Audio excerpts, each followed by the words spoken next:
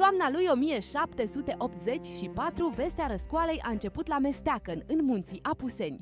Horea, Cloșca și Crișan au strâns oameni simpli sătui de biruri și umilințe. În curând, furia s-a transformat în atacuri asupra nobilimii, iar întreaga regiune a tremurat. Satele au văzut case arse, iar iobagii au simțit pentru prima dată că pot răspunde. Autoritățile habsburgice au reacționat rapid, trimițând soldați și promițând ordine în întregul principat. Dar răscoala a arătat ceva nou. Românii ardeleni cereau drepturi, nu doar milă. După luni de urmărire, Horea și Cloșca au fost capturați, sfârșind visul în munți.